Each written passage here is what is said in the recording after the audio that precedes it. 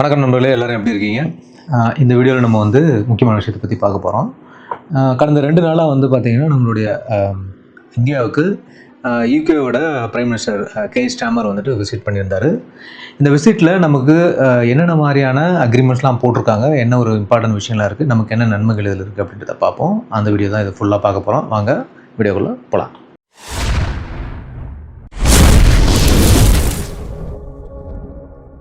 யூகேவோட prime minister care Starmer வந்து பார்த்திங்கன்னா 2 நாள் வந்து இந்தியா வந்து விசிட் பண்ணியிருந்தார்.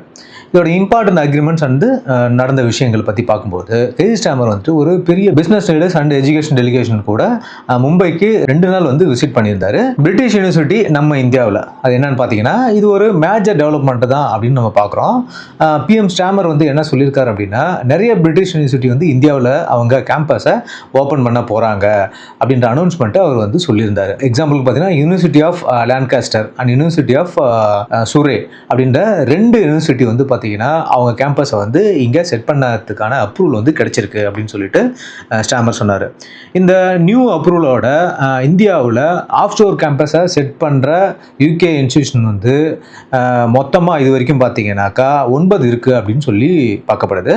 முன்னாடியே இந்த வருஷம் பார்த்தீங்கன்னா யூனிவர்சிட்டி ஆஃப் சவுத்தாம்ப்டன் வந்து டெல்லியில் அங்கே அவங்களுடைய கேம்பஸை வந்து நிரூபிச்சிருக்காங்க சொல்லப்படுது. அடுத்த வருஷத்துல இருந்து வர மற்ற யூனிவர்சிட்டி என்னென்னதை பார்க்கலாம்.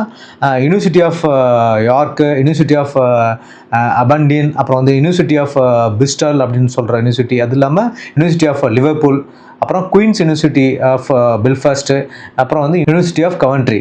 இது நம்ம இந்தியன் ஸ்டூடெண்ட்ஸுக்கு இங்கேயே வேர்ல்டு கிளாஸ் யூகே எஜுகேஷன் கிடைக்க ஒரு கிரேட் சான்ஸ் அப்படின்னு பார்க்கப்படுது. ஓகே, ஸோ இப்போ டிஃபென்ஸ் அண்ட் செக்யூரிட்டியில் வந்து என்ன மாதிரி ஒப்பந்தங்கள்லாம் வந்து நடந்திருக்கு அப்படின்றத பார்க்கலாம். ஃபர்ஸ்ட் வந்து மேஜர் ஃபோக்கஸாக இருந்தது வந்து பார்த்தீங்கன்னா டிஃபென்ஸ் தான் அப்படின்னு சொல்கிறாங்க. இந்திய ராணுவத்துக்கு ஒரு மேசிவ் கான்ட்ராக்ட் வந்து கையெழுத்தாயிருக்கு. அது என்னன்னு பார்த்தீங்கன்னா light weight multi role missile system, இதுதான் வந்துட்டு பார்த்தீங்கன்னா சைன் பண்ணியிருக்காங்க. இந்திய ராணுவத்துக்கு கிட்டத்தட்ட வந்து 350 மில்லியன் மதிப்பில், அதாவது டாலரில் பார்த்தீங்கன்னா 428 மில்லியன் மதிப்பில் யூகேயில் தயாரிக்கப்பட்ட மிசைல்ஸ் வந்து சப்ளை செய்ய ஒரு ஹியூஜ் டீல் வந்து போட்டிருக்காங்கன்னு சொல்லப்படுது. இந்த மிசைல்ஸ் வந்துட்டு பேர் தான் வந்து பார்த்தீங்கன்னா இந்த light weight multi role missiles, அப்படி இல்லைன்னா மார்லெட் மிசைல்ஸ் அப்படின்னு சொல்கிறாங்க. இது கவர்மெண்ட் டு கவர்மெண்ட் ரூட் மூலமாக வரப்போகுது. கவர்மெண்ட் டு கவர்மெண்ட் ரூட் அப்படின்னா நடுவில் வந்து எந்த ஒரு இடைத்தரகரும் இல்லாமல் பேமெண்ட் முதற்கொண்டு எல்லாமே ஆர்டர்லேருந்து பேமெண்ட் எல்லாமே இந்தியன் கவர்மெண்ட்டுக்கும் டைரெக்டாக யூகே கவர்மெண்ட்டுக்கும் இடையில் நடக்கக்கூடிய ஒரு அக்ரிமெண்ட் அப்படின்னு சொல்கிறாங்க. இதனால் இதில் வந்து பெரிய லெவலில் ஊழலோ இல்லை மற்ற விஷயங்களோ நடக்கிறதுக்கான வாய்ப்பு ரொம்ப ரொம்ப கம்மி அப்படின்னு பார்க்கப்படுது. இந்த மிசைல் வாங்குறது மூலிமா இந்தியாவோட ஏர் டிஃபென்ஸ் கேப்பபிலிட்டி வந்து இன்னும் பலப்படுத்தும் அப்படின்னு வந்து பார்க்கப்படுது எதிர்காலத்தில். அதாவது எதிர்காலத்தில் இந்த மாதிரி காம்ப்ளெக்ஸ் வெப்பன் பார்ட்னர்ஷிப்புக்கு இது ஒரு ஸ்ட்ராங் ஃபவுண்டேஷனும் வந்து போடும் அப்படின்னு சொல்கிறாங்க.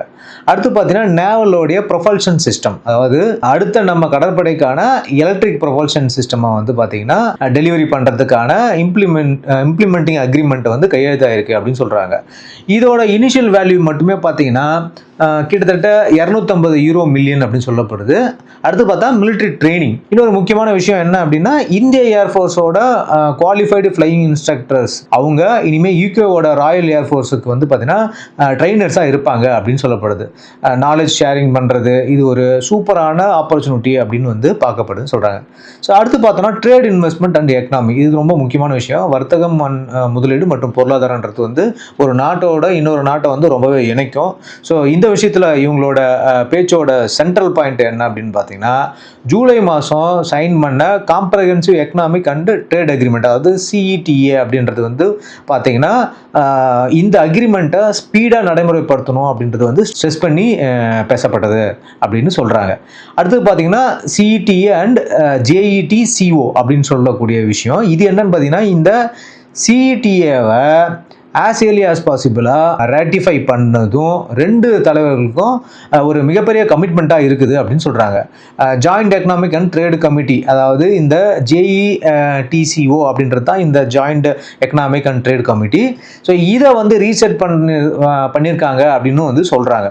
அடுத்து பார்த்தீங்கன்னா கிரிட்டிக்கல் மினரல்ஸ், அதாவது ரேர் எர்த் மினரல்ஸ்லாம் இருக்குது இல்லையா, இந்த கிரிட்டிக்கல் மினரல்ஸ் சப்ளை செயினை வந்து பலப்படுத்துவதற்கான ஒரு கிளைடு மற்றும் critical mineral supply chain observatory phase 2 அப்படின்னு சொல்லி ஒன்று ஆரம்பிச்சிருக்காங்க. இதோட சேட்டலைட் கேம்பஸ் நம்ம நாட்டோட ஐஐடி அண்ட் ஐஎஸ்எம் இந்த தான்பாத்தில் அமையுது அப்படின்னு சொல்கிறாங்க.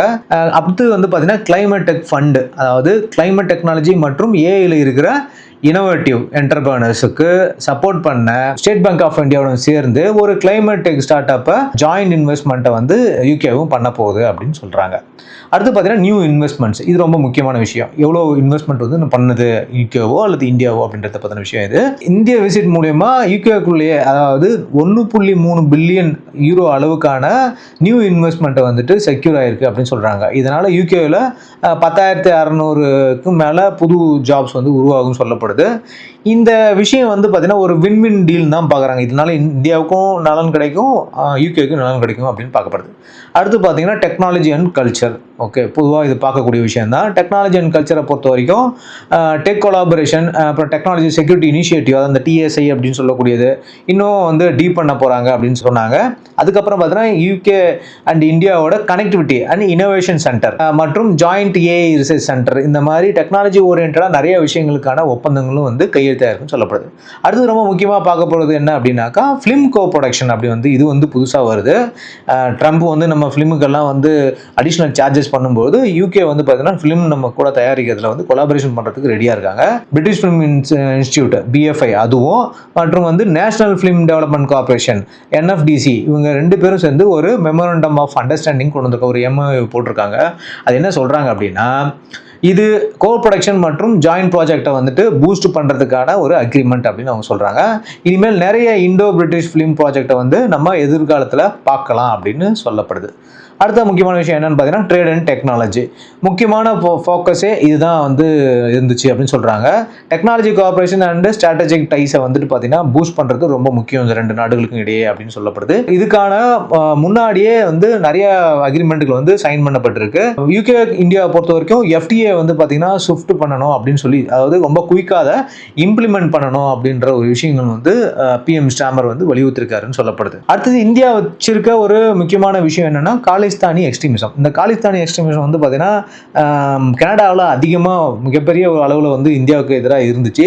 இது கனடா மட்டும் இல்லாமல் யூகேலையும் இது பரவுது. அதாவது ஃபாரின் செக்ரட்டரி விக்ரம் மிர்சா சொன்னபடி என்ன அவங்க சொல்லியிருக்காங்க அப்படின்னா, காலிஸ்தானி எக்ஸ்ட்ரீமிசம் இஷ்யூவும் இந்த மீட்டிங்கில் நாங்கள் வந்து டிஸ்கஸ் பண்ணியிருக்கோம் அப்படின்னு சொல்லியிருக்காங்க. அவங்க எப்படி டிஸ்கஸ் பண்ணியிருக்காங்கன்னா, டெமோக்ராட்டிக் சொசைட்டிஸ், அதாவது ஒரு மக்களாட்சியோடைய சொசைட்டியில் கொடுக்குற ஃப்ரீடமை வந்து பார்த்தீங்கன்னா ரேடிகலிசம் அண்ட் வயலண்ட் எக்ஸ்ட்ரீமிசம் வந்து யூஸ் பண்ணுறாங்க, ஆர்எல்ஸ் அதை வந்து அப்யூஸ் பண்ணுறாங்கன்னு சொல்கிறாங்க. அதாவது இந்த டெமோக்ராட்டியில் இருக்கக்கூடிய ஓட்டைகளை பயன்படுத்தி, அதாவது அதிக அளவுனால பேச்சு உரிமையை பயன்படுத்தி இந்த மாதிரியான டெரரிஸ்ட் ஆர்கனைசேஷன் வந்து அதை யூஸ் பண்ணி மற்ற நாடுகளை வந்து டார்கெட் பண்ணுறாங்க அப்படின்றத யூகே கிட்ட வந்து இந்தியா தெளிவாக சொல்லியிருக்கு. அதாவது காலிஸ்தானோடைய ஆக்டிவிட்டியை தயவு செஞ்சு உங்கள் நாட்டில் அலோவ் பண்ணாதீங்கன்னு சொல்லிட்டு இந்திய கவர்மெண்ட் இன்டைரக்டாக வந்து ஸ்டாமர்ட்ட சொல்லியிருக்கு அப்படின்னு சொல்லப்படுது. அடுத்தது பார்த்தீங்கன்னா 2 பக்கமும் இருக்கிற லீகல் ஃப்ரேம்வொர்க்குள்ளே அவங்களுக்கு எதிராக ஆக்ட் பண்ணணும் அப்படின்றதையும் சொல்கிறாங்க. யாருக்கு எதிராக அப்படின்னா இந்த காலிஸ்தானி குரூப்புக்கு எதிராக இருக்கக்கூடிய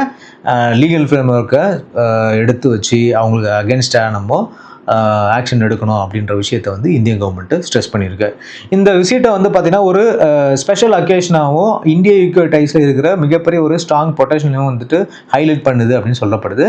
பிஎம் மோடி தன்னுடைய ஃப்ரெண்டு ஸ்டாமரை மீட் பண்ணதை எக்ஸ் தளத்தில் வந்துட்டு குறிப்பிட்டிருக்காரு. அவர் என்ன சொல்லியிருக்காருன்னா, இந்த விசிட் வந்து பார்த்தீங்கன்னா இந்தியா அண்ட் யூகேக்கு இடையிலான எஜுகேஷன், ட்ரேட் அண்ட் கல்ச்சுரல் டைஸை இன்னும் ஸ்ட்ராங்காக ஆக்க ஒரு மிகப்பெரிய ஸ்டெப் அப்படின்னு சொல்லியிருக்காரு. யூகே பிரைம் மினிஸ்டர் நம்ம இந்தியாவுக்கு 2 நாள் விசிட் பண்ணதில் இந்தியாவுக்கு பலதரப்பட்ட நன்மைகள் கிடைச்சிருக்கு. என்ன அப்படின்னு பார்த்தீங்கன்னா, யூகேவோட யூனிவர்சிட்டிஸ் வந்து இந்தியாவில் புதுசாக இன்னும் 2 யூனிவர்சிட்டி வருது. இதனால் இந்தியன் ஸ்டூடெண்ட்ஸு யூகேக்கான தரமான எஜுகேஷனை வந்துட்டு ஈஸியாக இங்கேருந்தே பெற முடியும். அது இல்லாமல் பார்த்தீங்கன்னா டிஃபென்ஸில் வந்து நம்ம வந்து பார்த்தீங்கன்னா அந்த மிசைல் சிஸ்டம் வாங்குறதுக்கான அக்ரிமெண்ட் நம்ம போட்டிருக்கோம். இது இல்லாமல் இந்தியா வந்து பார்த்தீங்கன்னா யூகேல வந்து அதிக அளவில் இன்வெஸ்ட் பண்ணுது. இங்கேயும் சரி யூகேலையும் சரி வேலை வாய்ப்புகள் வந்து இன்க்ரீஸ் ஆகும் அப்படின்னு சொல்லப்படுது. சொல்லப்படுது. இது இல்லாமல் டெக்னாலஜிஸ் எல்லா விஷயங்களிலும் நம்ம வந்து நிறைய அக்ரிமெண்ட் போட்டிருக்கோம். இந்த 2 நாள் விசிட் வந்து பார்த்திங்கன்னா இந்தியாவுக்கும் யூகேக்கும் ஒரு ப்ரொடக்டிவான விசிட்டாக வந்து பார்க்கப்படுது. ஸோ இதனால் என்ன நடக்கும்னா, நம்ம ஆல்ரெடி வந்து அமெரிக்கா கூட ட்ரேட் வாரில் இருக்கிறதுனால மற்ற கண்ட்ரிகள் அமெரிக்காவை தவிர்த்துட்டு வர கண்ட்ரிகளோட நம்ம அதிக உறவு வச்சுருக்கும் பொழுது அதுக்கான பலன்களை வந்து ஈஸியாக இந்தியா அனுபவிக்க முடியும். அதுதான் நம்ம போன வீடியோக்கு முந்தின வீடியோவில் போட்டிருந்தேன். 6.7% வந்து இந்தியா வளர்ந்துருக்கு. என்னதான் ட்ரம்ப் இந்தியா மேலே ஒரு டேரிஃபை போட்டிருந்தாலும் அது இந்தியாவுக்கிட்ட எடுபடலை. ஏன்னா இந்தியாவோட ஃபாரின் பாலிசி வந்து ரொம்ப ரொம்ப சூப்பராக வந்து இயங்கிட்டுருக்கு அப்படின்னு சொல்லப்படுது. ஓகே, நம்மள இந்த இன்ஃபர்மேஷன் உங்களுக்கு பிடிச்சிருக்குன்னு நினைக்கிறேன். கண்டிப்பாக நான் இந்த 2 டேஸ் யூகே பிரைம் மினிஸ்டருடைய என்டையர் விசிட் அண்ட் அதனாலேருந்து வந்த அவுட்கம்ஸை இந்த வீடியோவில் நான் கொடுத்துருக்கேன். இது உங்களுக்கு புரியும்னு நினைக்கிறேன்.